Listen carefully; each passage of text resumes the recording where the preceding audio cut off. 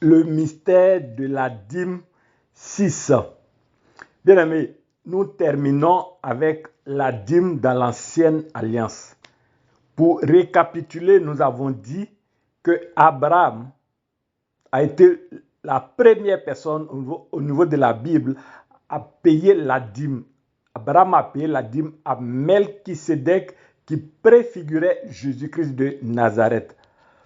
Plus tard, les fils d'Abraham entrent à Canaan. Dieu prescrit à ses enfants, aux fils d'Abraham, de payer la dîme à une tribu, celle de Lévi, qui, eux, n'ont pas reçu de part dans le partage de l'héritage. Les 11 autres tribus ont reçu des parts pour cultiver, pour faire l'élevage.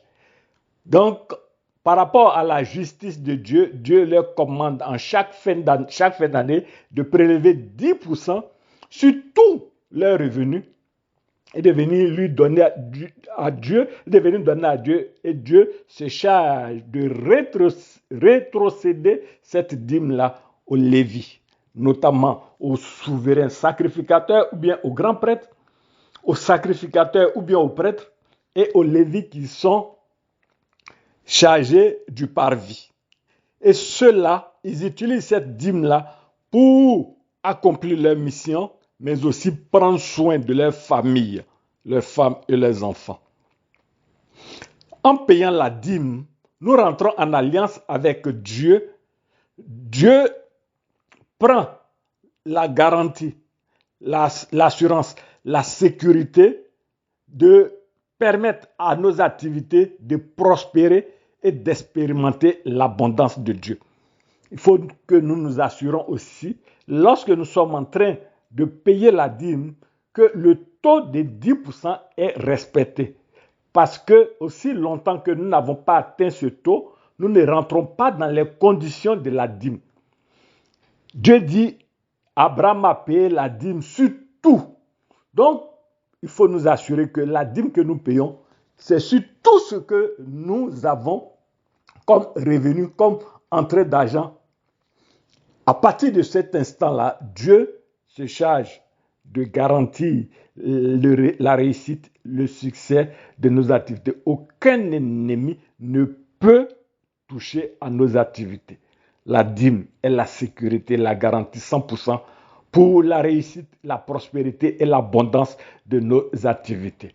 Maintenant, la question que l'on se pose, est-ce que sous la grâce, dans la nouvelle alliance, avec Jésus-Christ mort ressuscité, où nous agissons maintenant par la foi, est-ce que la dîme doit continuer? Oui. Nombre 18, 23, la Bible dit que la dîme est une loi perpétuelle et inviolable. Matthieu 5, 17, Jésus-Christ dit qu'il n'est pas venu pour abolir les lois, mais il est venu pour permettre aux lois de retrouver leur véritable sens.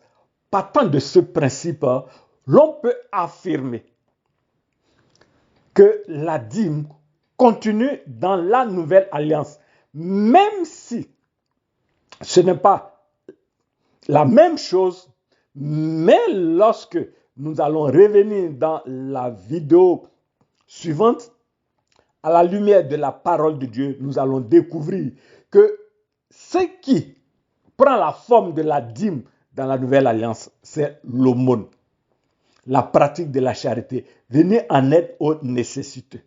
Donc, nous allons maintenant revenir pour voir ce que Dieu a prescrit concernant la pratique de la dîme dans la nouvelle alliance. Shalom.